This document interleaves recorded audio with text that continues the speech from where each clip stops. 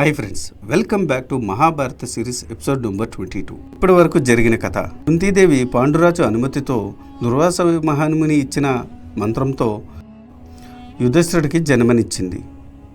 ఆ విషయం తెలుసుకున్న గాంధారి ఈర్ష్యతో తన కడుపులో ఉన్న బిడ్డలు ఇంకా బయటకు రాకపోవడంతో కడుపు మీద కొట్టుకుంటే అవి నోటక్క పిండాలుగా చేసి కృష్ణోద్వైపాయనుడు ఒక కుండల్లో పెట్టి ఉంచాడు.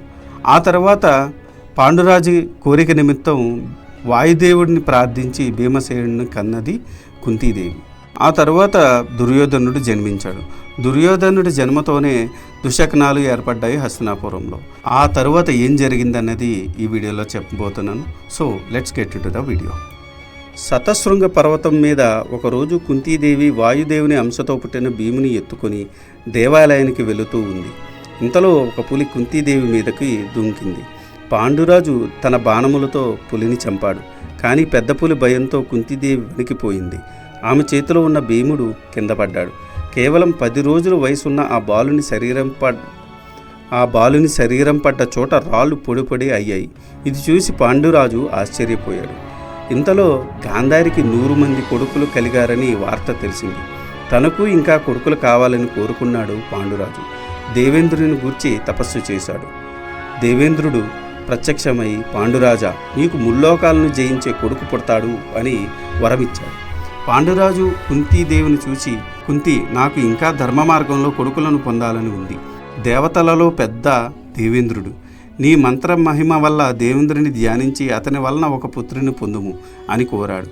కుంతీదేవి భర్త ఆజ్ఞ మేరకు అలాగే చేసింది. కుంతీదేవికి ఇంద్రుడి అంశతో పౌరుషవంతుడైన తేజోవంతుడైన కుమారుడు ఉత్తర ఫాల్గుణ నక్షత్రంలో జన్మించాడు. అప్పుడు ఆకాశవాణి అతన్ను కార్తవీర్యార్జుని కన్నా వీరుడు అవడం వలన అర్జునుడు అనే పేరుతో పిలువబడతాడు అని పలికింది. పాండురాజు కుంతీదేవి త్రిమూర్తులతో సమానమైన 3 కొడుకులతో ఆనందంగా కాలం గడుపుతుంది. అక్కడ గాంధారికి 101 మంది సంతానం కలిగారు. ఇక్కడ కుంతీదేవికి 3 సంతానం కలిగారు. కానీ పాండురాజు రెండవ భార్య అయిన మాద్రికి సంతానం లేరు. దానికి ఆమె ప్రతిరోజు చింతిస్తూ ఉంది. ఒకరోజు తనకు కూడా సంతానం కావాలని భర్త పాండురాజును అడిగింది. పాండురాజు కుంతీదేవిని పిలిచాడు. మాద్రికి కూడా సంతానాన్ని కలగజేయమని అర్థించాడు. కుంతీదేవి భర్త మాట ప్రకారం దుర్వాసుడు ఉపదేశించిన మంత్ర ప్రభావంతో సకల లోక కళ్యాణకారకులైన అశ్వినీదేవతలను ప్రార్థించింది. వారు ప్రత్యక్షమయ్యారు. మాద్రికి సంతానం కలిగించమని ప్రార్థించింది. మాద్రికి అశ్విని దేవతల అంశతో 2 పుత్రులు జన్మించారు. వారు పుట్టగానే ఆకాశవాణి నకులుడు సహదేవుడు అని వారికి నామకరణం చేసింది. కుంతీదేవికి సంతానం కలిగారన్న విషయం కుంతీదేవి అన్నయ్య వసుదేవునికి తెలిసింది. ఆయన తన చెల్లెలి పిల్లలకు ఎన్నో కానుకలను తన పురోహితుడైన కశ్యపుని చేత పంపించాడు. ఇంతలో వసంతకాలం వచ్చింది. ఒకరోజు పాండురాజు తన రెండవ భార్య అయిన మాద్రి మనోహర రూపం చూచాడు. తన్మయుడై మునిశాపాన్ని మరిచాడు. బలవంతంగా ఆమెతో సంభోగ సుఖాన్ని అనుభవించాడు. ప్రాణాలు కోల్పోయాడు.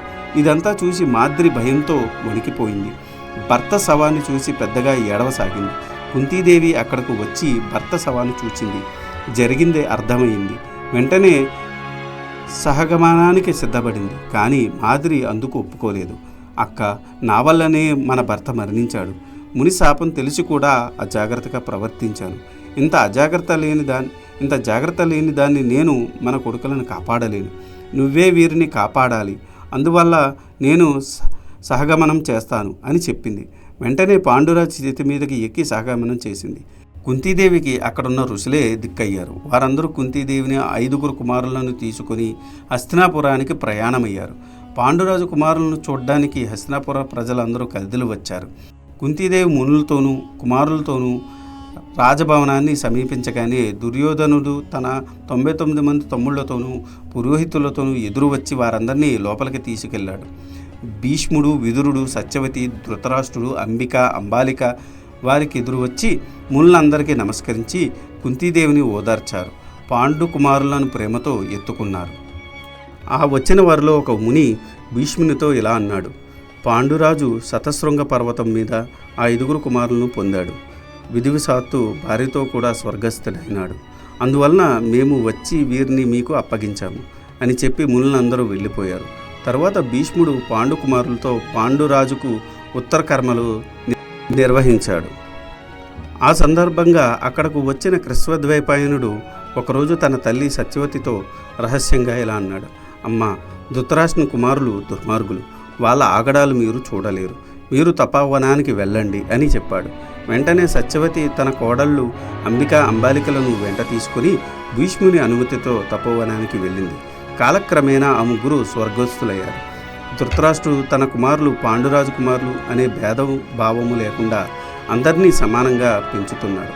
కానీ ఆటల్లో ఎప్పుడూ మిగిలిన వారు భీముని కన్నా తక్కువ అవుతున్నారు. భీముడు వారందరినీ ఎక్కువ బాధిస్తుండేవాడు. భీముడు పెట్టే బాధలు పడలేక దుర్యోధనుడు తన మేనమామ శకుని, తమ్ముడు దుశ్శాసనుడు మొదలగు వారితో ఆలోచించాడు. మనం ఈ బాధలు భరించలేము, భీముడిని చంపాలి, ధర్మరాజును చెరలో పెట్టాలి, ఈ రాజ్యాన్నంతా మనమే పాలించాలి అన్నాడు. దానికి శకుని వంత పాడాడు. ఒకరోజు అందరూ జలక్రీడలు ఆడి మైమరిచిపోయి నిద్రపోతున్నారు. ఆ సమయంలో దుర్యోధనుడు భీముని తీగలతో కట్టించి గంగలో తోయించాడు. కానీ భీముడి నిద్ర మేలుకొని ఒళ్ళు విరుచుకోగానే ఆ తీగలన్నీ తెగిపోయాయి. మరొక రోజు దుర్యోధని ఆజ్ఞతో అతని సారథి భీముని నల్లతాచు పాములతో కరిపించాడు. కానీ భీముడు వజ్ర శరీరాన్ని ఆ పాము కోరలు ఛేదించలేకపోయాయి. భీముడు నిద్రలేచి ఆ పామును చంపేశాడు. మరొక రోజు దుర్యోధనుడు కాలకూట విషాన్ని అన్నంలో కలిపి భీముడికి పెట్టించాడు. కానీ భీముడు ఆ విషయాన్ని కూడా జీర్ణం చేసుకున్నాడు. ఈ విధంగా భీముని చంపాలని దుర్యోధనుడి చేసిన ప్రయత్నాలన్నీ విఫలమయ్యాయి.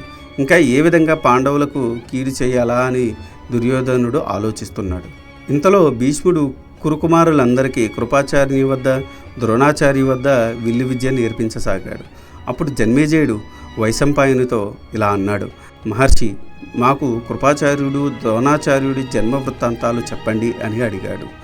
ఆ తరువాత ఏం జరిగిందా అన్నది నా తదుపరి వీడియోలో చెప్పబోతున్నాను. అందుకని మీరందరూ మా ఛానల్ సబ్స్క్రైబ్ చేసుకొని బెల్ నోటిఫికేషన్ ఆన్ చేసుకొని పెట్టుకోండి. ఈ వీడియో కనుక మీకు నచ్చితే do like, share and subscribe. Thanks for watching. జై సనాతన ధర్మం.